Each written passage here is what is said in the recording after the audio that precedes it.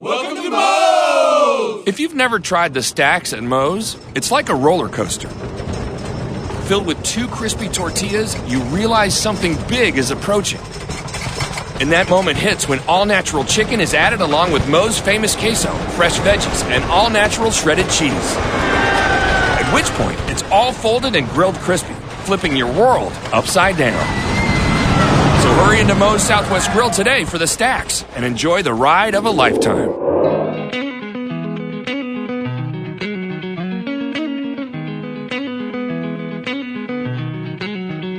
Back on the Monday Morning Quarterback, NorthJerseySports.com's original multimedia series talking all things football across North Jersey.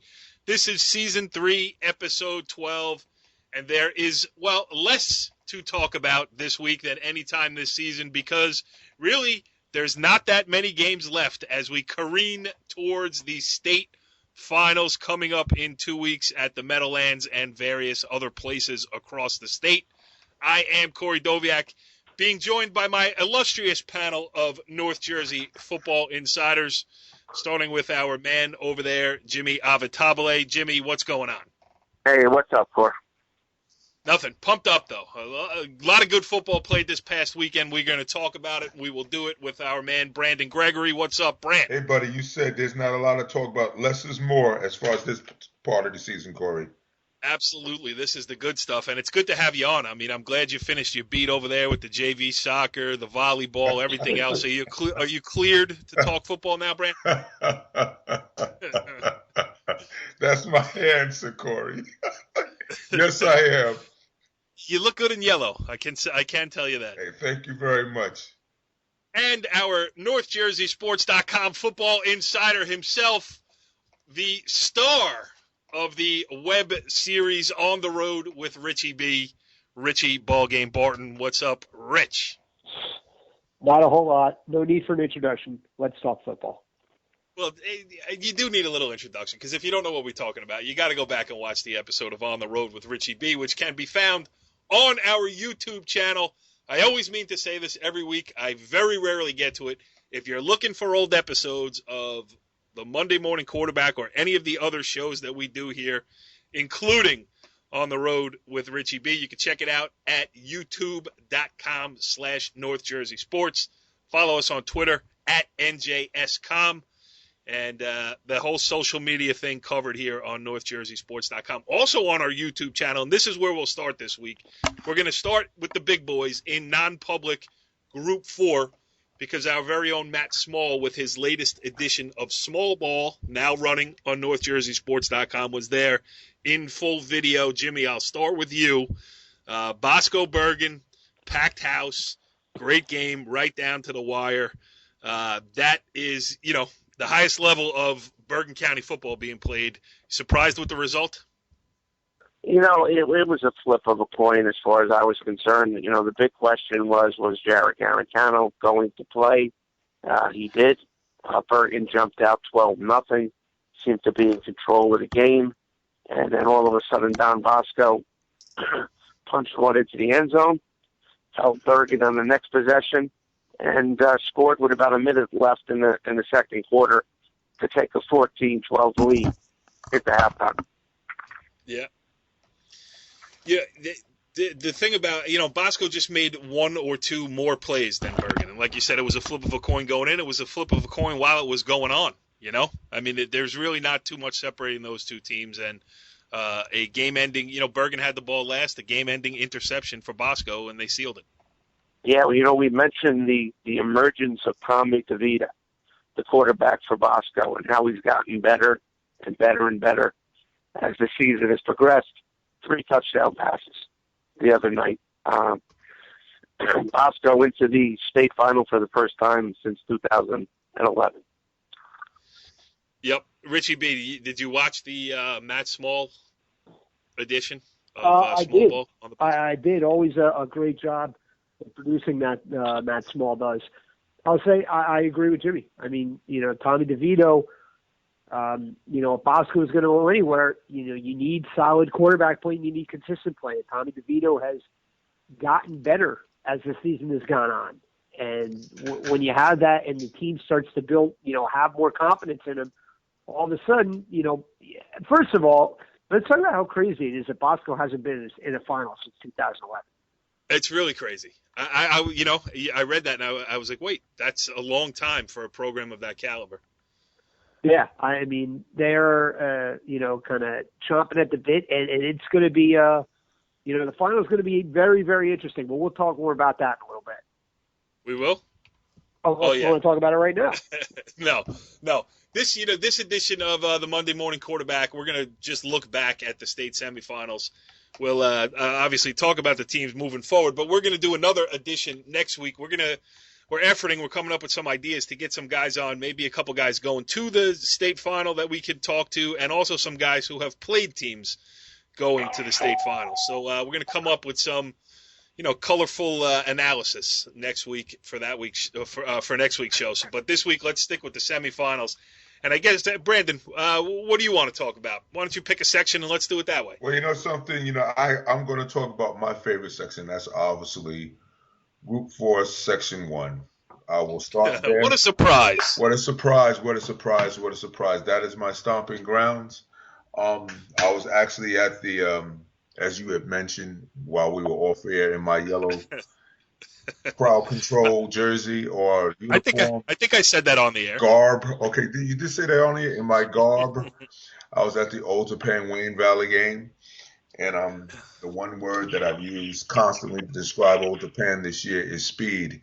And you could see during the course of the game their speed taking total control of that game over Wayne Valley with the various weapons that they have on display game in and game out. And using Zach the Knight, obviously Jordan Fuller, and all the other boys that have been playing very, very well this year. And this group is very close. It's a very close-knit team, and they're playing at a high level.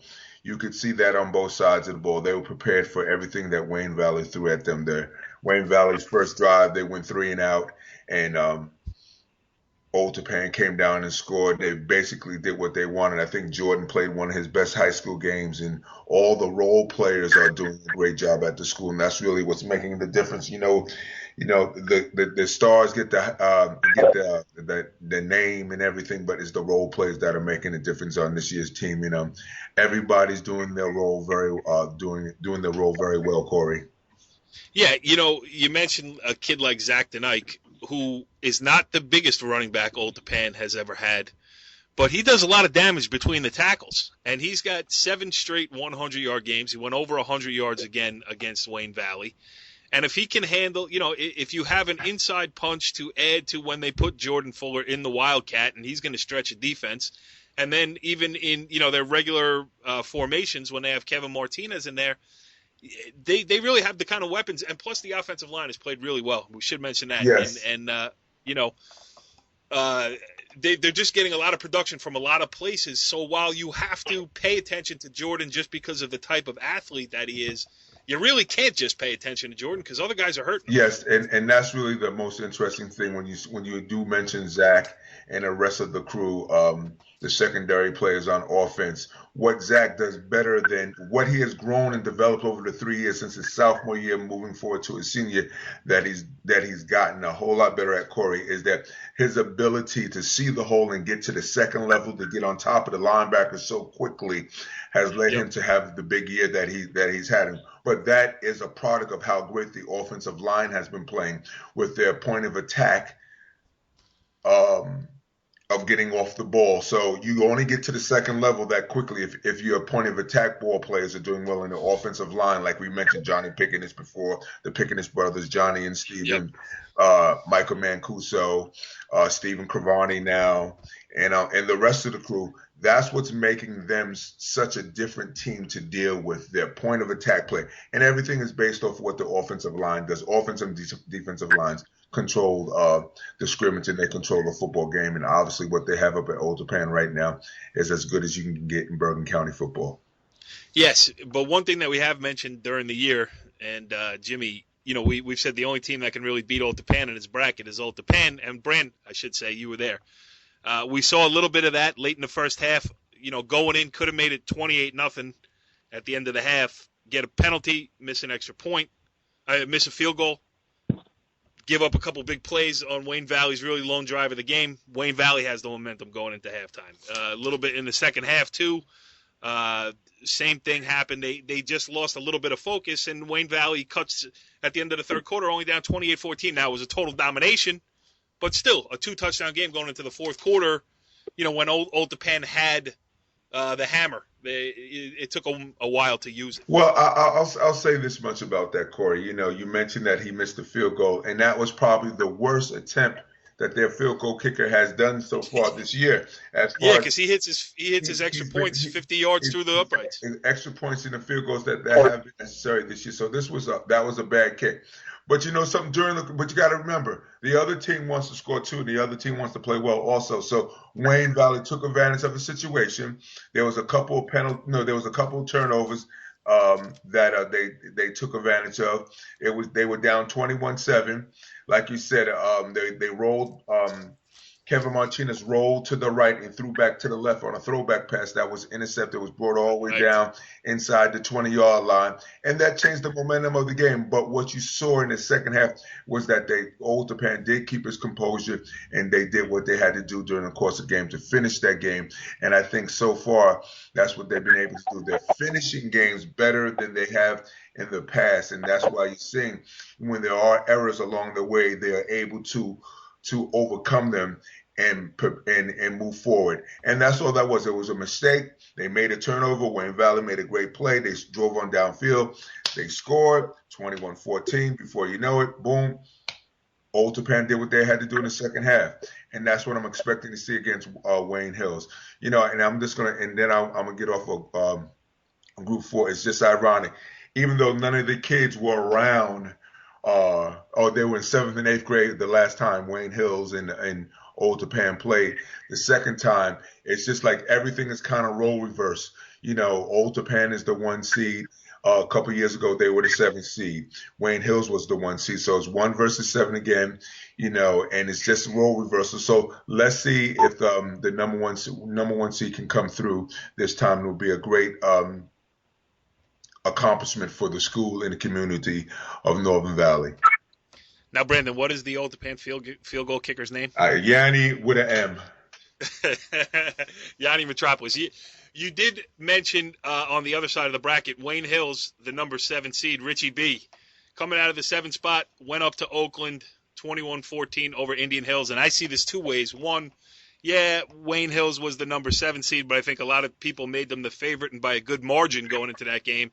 2, Joey Sabella, a guest on last week's edition of Monday Morning Quarterback, and the Indian Hills Braves gave it a good run. No doubt about it. I mean, Wayne Hills jumped out pretty early and pretty decisively in doing so, racing out to a 21-0 lead. And Indian Hills could have hung their heads and say, we're happy to get this far, but they really fought down to the very end. And, if it wasn't for Brendan DeVere, a 29-yard run, in the final 2 minutes, Indian Hills is getting the ball back, and they're going to get another shot to tie this thing, maybe even win it. So, kudos to Joey Sabella, what Indian Hills is doing over there. Wayne Hills, again, they're the biggest enigma, I think, of any team in North Jersey. Because, as I was saying before we went on, I feel like they could beat anybody or lose to anybody, and I wouldn't be shocked. And you really don't know what you're going to get from drive to drive on both sides of the ball, because they're incredibly talented and they have size and speed, but sometimes they shoot themselves in the foot, whether it's a silly penalty or, just a drop pass or what have you. But, it's going to be interesting, because it's going to be like, the longer they can hang around, the more belief they have, and maybe Old Japan gets tight, because Old Japan hasn't played a close game in, 2 months? Yep, it's been a while. Jimmy, anything to add on North 1 Group 4? If not, pick a bracket. You want to mention Wayne Hills. They seem to go as Brendan DeVere goes. When he's running that spread offense, when he's throwing it, when he's running it, it seems to really get them going. I agree with Richie. Are you going to get the great performance against Roxbury, or are you going to get the performance against rival Ramapo where they didn't show up? That's the question with Wayne Hills. It's not talent, it's consistency. Yep. All right, now pick a bracket. Well, we need some music.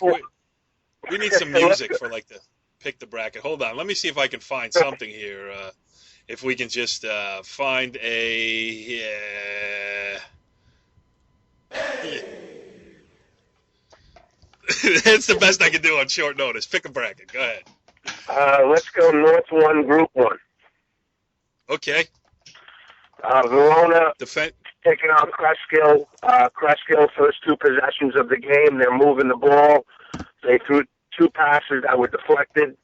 Verona picked them both off. First drive down to the 15-yard line. Running back Mark Riggio punched it in for a 7-0 lead. Next possession at midfield, another interception, which set Verona up. It was 14-0 early in the game. Kreskill surprised me a little bit coming out, being able to run the ball at Verona. It's just a situation where you can't turn the ball over against a team as talented as Verona. Mark Riggio, 3 touchdown rushes. Zach Saccone, the quarterback, 2 touchdown passes. Kreskill played to the end, but, they just dug themselves a hole, 41-15, Verona. The second game, Cedar Grove and Boonton, a very good matchup. And if you talk about a team that's getting better and better as the season has progressed, it's certainly Cedar Grove, a young team. They went into Boonton. They were up 17-0 at the half, and they were led by their quarterback, Nick Zucchino. Cedar Grove, predominantly a wing T running team. Nick Zucchino has showed the ability to throw the ball out of the waggle. They do spread it out a little bit and throw it. That's going to be a very, very good matchup, Verona and Cedar Grove. Jimmy, you were at the Verona-Kreskill game? Yes. Were you there with Pat Rice? No, I was not. Pat was down in Jersey City taking a look at the Lincoln Lions. Oh, right. Well, Pat did file this report. I don't know if that came across properly, but it was a guy sneezing. Anyway. Okay.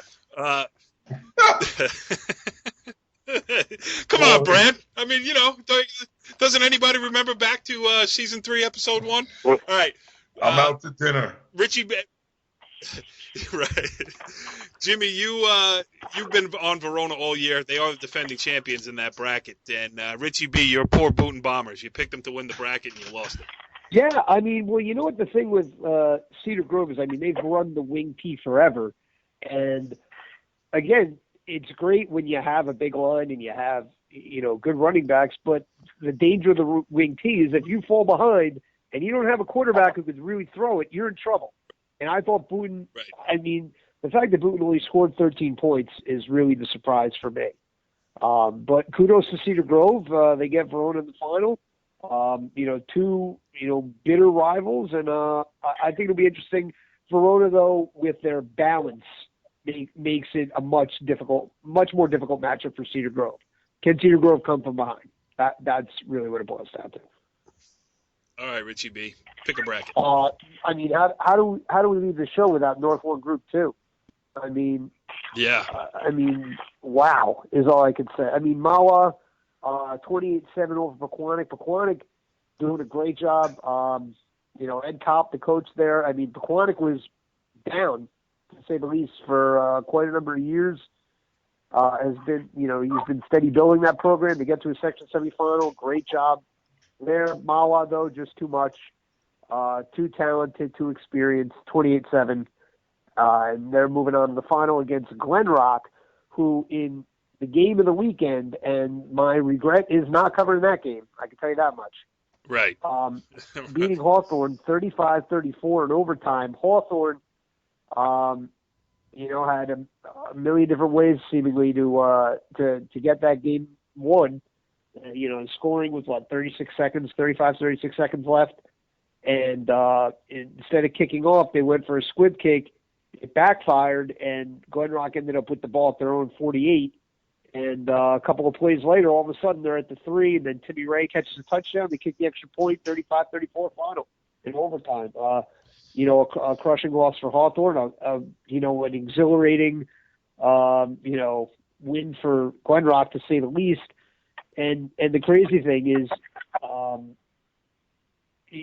Polzello had, a touchdown catch late in that game, but that was his only catch of the game.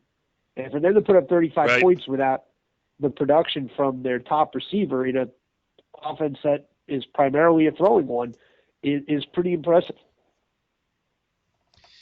Yeah, and that in that bracket, it's the 1 versus the 2 in the final. We haven't that didn't happen too much.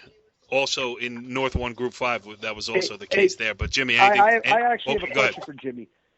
Jimmy, have you ever seen? I feel like in every football game I've covered, almost all of the kickoffs now are squid kicks. Is that something that you've noticed, or do you think it's effective? Or give me your take on that. Well, obviously when you have if you're playing in Old Japan where you have an outstanding player like Fuller or Paramus Catholic a couple of years ago with a Peppers or Kazakowski at the Rutherford game, I think more teams are starting to pooch kick the ball. At that point in the game, I think you got to kick it deep, you got to cover the ball, and you got to make a team go, 75, 80 yards instead of giving them a 45 or 50-yard field. There wasn't a lot of time left, and at that point, I think if they had to do it all over again, they would have kicked it deep. Too many things can happen on those squib kicks. Both good and bad, but I think the odds are more directed toward the bad for the kicking team. I mean, first and foremost, you give away good field position, no matter what. If you kick it deep, at least you got a chance, to pin them deep. You don't give yourself that chance if you don't kick the ball deep to begin with. So I agree with you, Jimmy. Cover the kick, Yeah, there's no question. I just want to mention one thing. You talk about one of the most underrated players in Bergen County. How about Matty Gillette, the quarterback from Glen Rock? 5 touchdown passes the other day. Timmy Ray, 4 touchdown catches, and he kicks the extra point. So, certainly Hawthorne fought back. They took the lead there in the fourth quarter, and, Glen Rock just found the way to get it done. Now, for once, I feel like a real football person because I got to correct Jimmy. It's his brother Robbie Ray that kicks the extra points. How about that? Oh, okay. Oh, okay. But I will say, I will agree with Jimmy on that, Schlett, that, Schlett can run it, he can throw it, he has complete command of that offense, and you know what I love? That not many quarterbacks really do, especially on the Group 1, Group 2 level, is, he goes through his progressions. He throws to a ton of different receivers. He can throw to a back out of the backfield. He can hit Polzello deep. He can hit Timmy Ray on the out routes. He throws to a lot of different guys, and he seems to be calm no matter what the situation is, and that always bodes well in come playoff time. I can't believe that we were in episode 12 before Jimmy made a mistake. I was 10 seconds into episode 1. What were you going to say, Brian? The interesting thing about Glen Rock, seeing them play early in the year, Jimmy and I saw them play against Pompton Lakes, and you could tell in that particular game that the progress was being made because they became a little bit more physical team during the course of that game.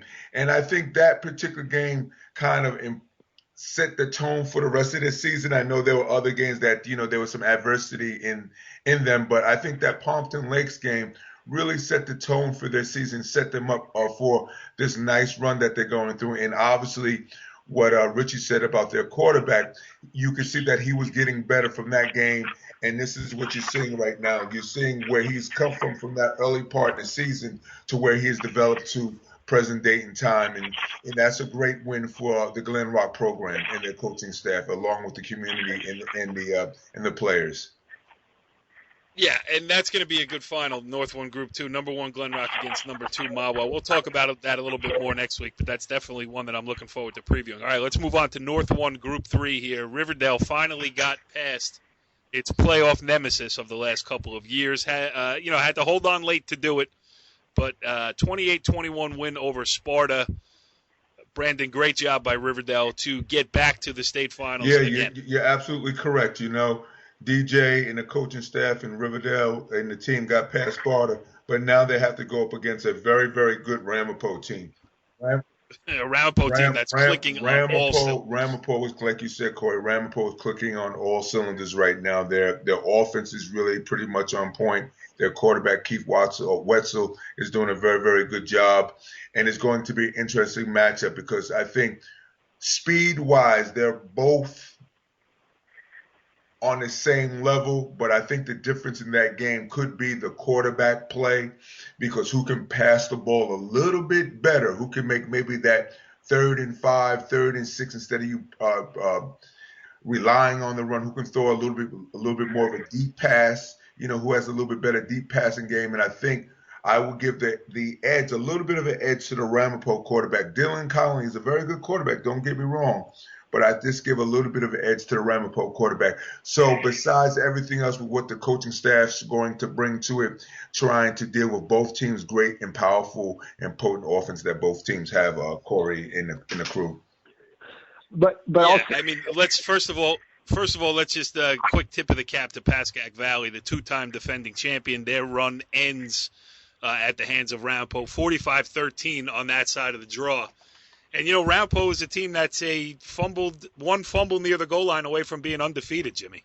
There's no question that night at Old Japan. But I'll tell you what, if you see a team in Bergen County that has been more consistent the last 6 or 7 weeks of the season, Ramapo right now, their offense is unstoppable. Wetzel, O'Hagan, the offensive line has done a tremendous job all season. And, back to Rivendell, hey, Coach Memphis, Sparta.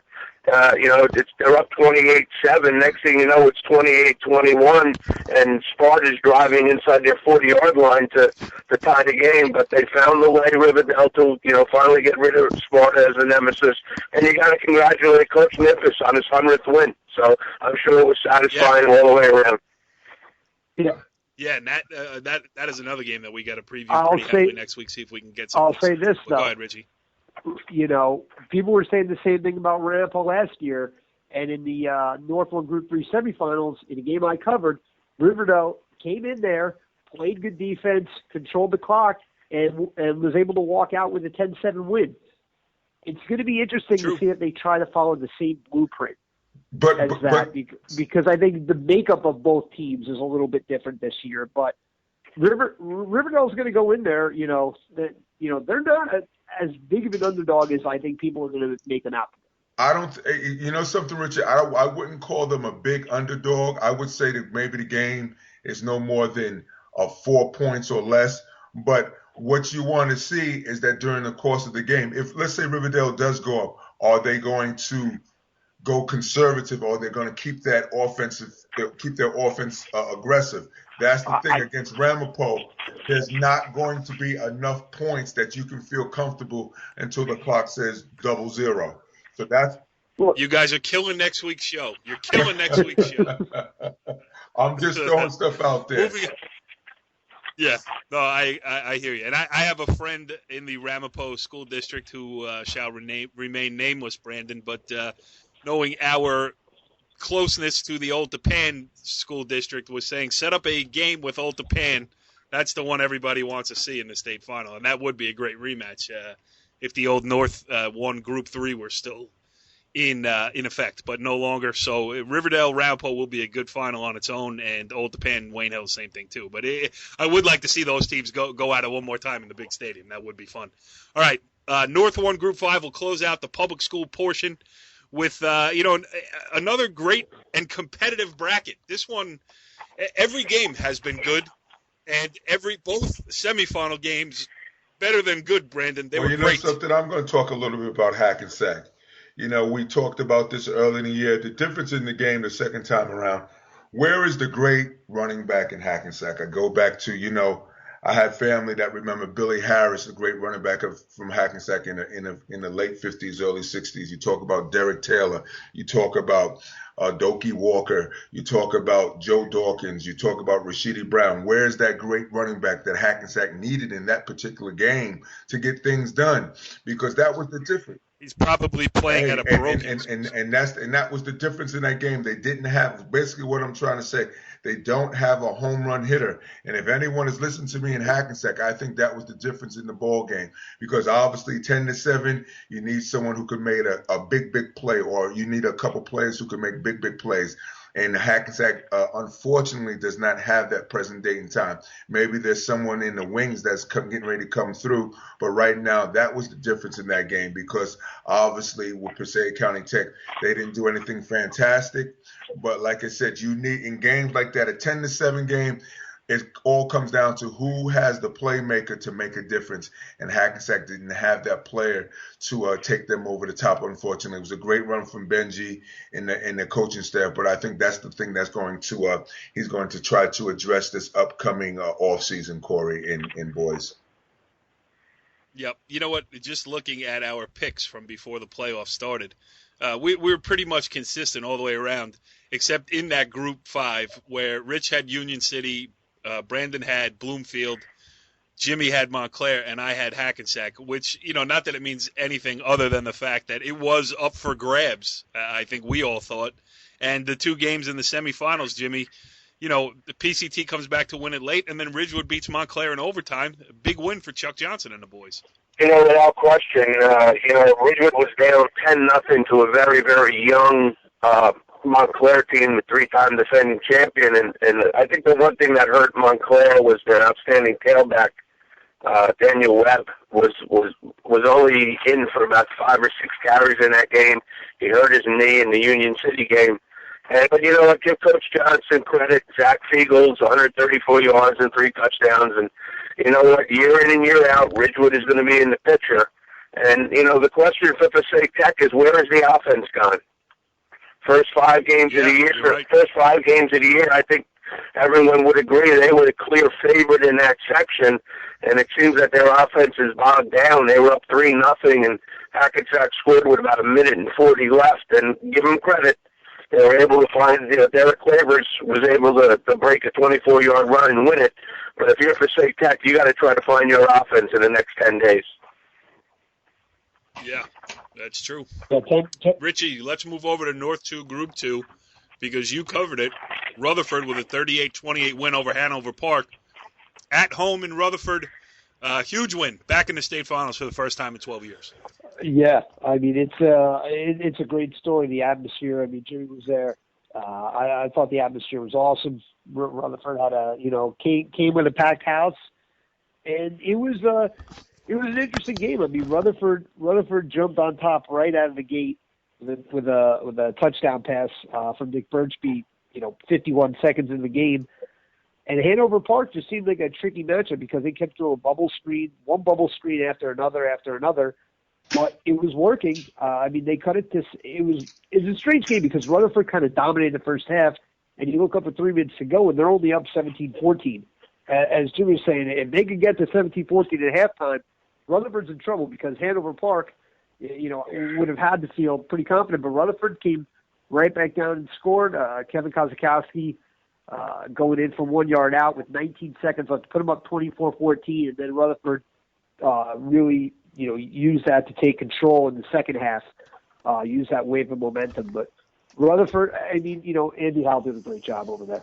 Really doing a great job. Absolutely. And you hear it from pretty much every single person I talk to, from the casual fan to a parent to an administrator to other coaches. Come on, name some names over there, Richie B. You're a celebrity down in Rutherford. Why are you trying to drag it onto me there, Chief? Well, I just wanted to know if Helen Anselides. Helen Anselides said he was a great guy, and she said the great part, and I'm gonna drop her name here because I talked to her before, and she's like, what the great thing about Andy Howell is that it's easy to kind of pack in the season and not work as hard when you're having 2-8 seasons and 3-7 seasons. Right. And she's like, he is studying game film constantly, talking about it constantly, talking to his players, and working hard, even when things aren't going right. And that's how you build a winner, because the kids see that, and then they feed off of that, and then they start kind of, following suit, and then all of a sudden things start to click.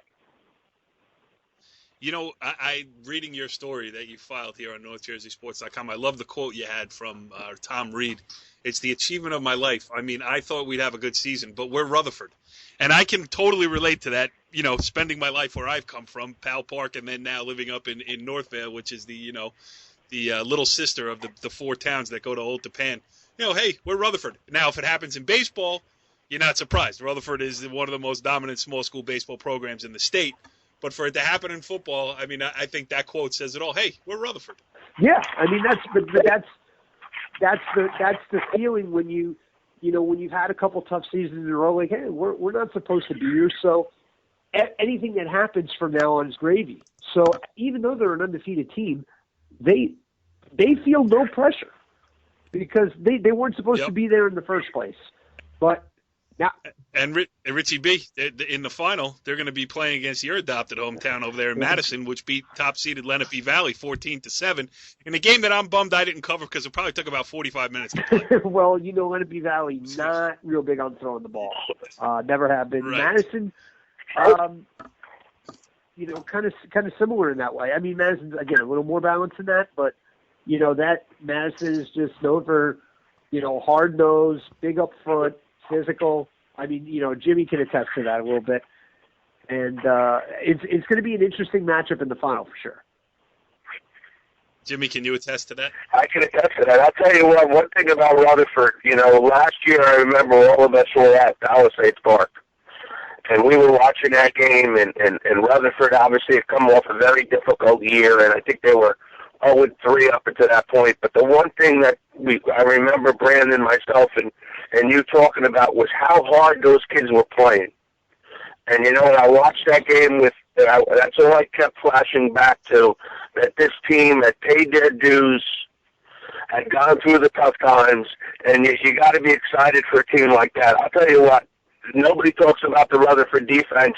You know what? They're not the most talented team. They run to the football. They gain tackle. They had 3 interceptions against Hanover Park. And you know what? I tell you what, this Rutherford team with the ability to throw it with Birchby, I tell you what, the receiver Laris Mulick made a couple of great catches to keep drives alive. And then you have the great player in Kevin Kazakowski. So, Rutherford right now is in great shape. And they get a home game. And you know something, Corey? I think we need to come up with a theme song for Kevin Kazakowski. That's something I think that we should work on so that we can come up with something for Double K. So, but the interesting thing behind what Wait, Brent, here's what it sounds like when you try to say his name. Hear it. Kevin Kazakowski, Kevin Kazakowski, Kevin Kazakowski, 3 times in a row. Would you like me to say it 4? Yeah, one more time. Kevin Kazakowski, Kevin Kazakowski. But something? Speech class on NorthJerseySports.com. Right. But something on a serious note, like Jimmy had mentioned when we did go see them play at the end of last year, they did run to the ball very well, and they did play hard. And it's nice to see a program like that get rewarded and the kids get rewarded because the seniors last year that are gone are the ones that help build this infrastructure for this year's senior class, junior class, and the team and the boys that are on the team this year. So all kudos to Rutherford football. Absolutely. All right, let's move on here. North 2, Group 1, I mention it only because we still have Hoboken still alive. The Red Wings, the 2 seed, with a 30-22 win over Weequahic. They're back in the state final. Anybody want to talk about that? I'm not a surprise. Okay. Hoboken plays in Hudson County where they do play up from time to time and play some of the bigger boys. And I don't care if they're the 8 seed. Hoboken's pretty much going to be in the final every year. Yes, non-public Group 2. Richie B, Hudson Catholic, out of the number 4 spot, knocked off MKA, which was living on borrowed time anyway, the top seed, which got a Hail Mary to win that game in the first round. Hudson Catholic coming through again. Yeah, I mean, again, Louis Zampella is a defensive guy. They've been a great defensive team all year, had 6 straight shutouts to start the year. Monica Kimberly, hung around for a little bit, got a block punt return for a touchdown, but Hudson Catholic just too much. Marcus Dunn and Jonathan Barber with long touchdown runs of 59 and 70 yards. But again, going back to defense, Montclair Kimberly's quarterback completed only 6 of 29 passes for 79 yards, and that's not good. I'm not good at math, but yeah, that doesn't sound like a good tough. percentage. But that's a testament to really all phases of the Hudson Catholic defense for obviously getting in his face and also being able to cover the receivers. So it'll be interesting what they do against St. Joseph Hamilton because St. Joseph Hamilton is completely dominated this section for it used to be Group 1, now it's Group 2. but they've dominated the section for God knows how long. And can Hudson Catholic hang around? I mean, they played, they played in the state tournament. I think it was the semifinals like last year or 2 years ago, and got beat. I think it was 72-0. Right. So anything better than that. So yeah, and St. Joe's Hamilton seems to have kicked it into gear a little bit here too. A 48-6 win over Immaculata on the other side. So, listen, great run for Hudson Catholic to get there. And we'll see if they can finish it off. Non-public Group 3, Richie B, I go right back to you because you were there in Morristown, DePaul 34, Del Barton 7, which is the game you chose over Glen Rock Hall. Yeah, I know. I mean, at halftime, it was a pretty interesting game. They were, it was 7-7 at the half. DePaul fumbled a punt early. Del Barton came down and, methodically came down and scored. Nice play on a third down roll by Matt Zabrowski. The Del Barton quarterback for a 9-yard touchdown. But DePaul just, they're going to wear you down, just on size and physicality alone. Kareem Walker, not much, pretty much a non-factor through 3 quarters. Nasir Hooker did most of the running the ball for the Spartans, but they needed a play to start the fourth quarter. They had Jesus Dubois in the backfield, in the Wildcat. Walker next to him, handed him off up the middle. And once you get Walker to the second level, he's as dangerous as any player in New Jersey. And you saw it. Brand, did you hear that? That was Richie B talking. Well, something. Yeah, I always knew that Richie could talk more than one language. I won't tell you what language it is. Je ne comprends pas français. That means I don't understand French. That was my 3 years of French that I learned. Must be getting late in the show. Very late. But to go back to Walker, that's the difference. Again, DePaul's schedule, with what they've been through, they have, as tough a schedule as anyone in the state. They're not intimidated by anyone or any situation, and they never feel they're out of the game. And they're up 14-7 going to the first play of the fourth quarter. Walker busts it to the second level, cuts around one defender, stiff arms 2 more to the ground, 86 yards to the house, game over. Yes. All right. So that's that. I should mention that we do have one other Jersey City public school in the finals. Lincoln, the top seed in Central Jersey.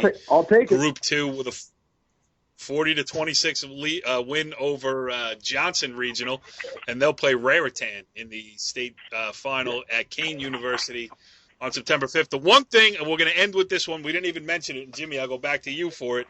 We started with Bergen Bosco. We never got to St. Joe's Regional, the number 8 seed, going down to Jersey City and winning at St. Peter's to knock off the defending non-public Group 4 state champion. So a new champion will be crowned. What do you got to say about that, St. Joe's Peters? A little bit surprised at how close the game was. I thought that St. Joe's would go in there and kind of put the same performance on that they did against St. Augustine. They jumped out early 14-0.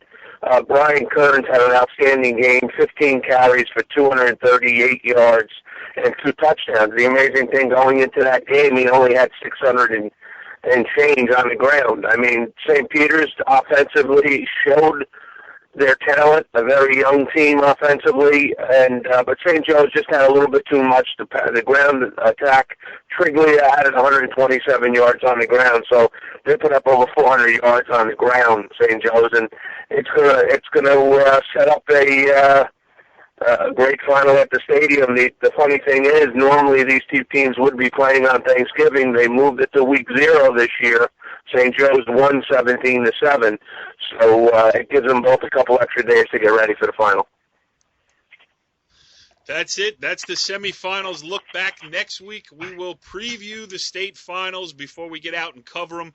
We'll effort to get some guests, some local analysts to add to the coverage here, but we got 1 week left. Football, everything else is in the books. Soccer, volleyball. Brandon's got spare time.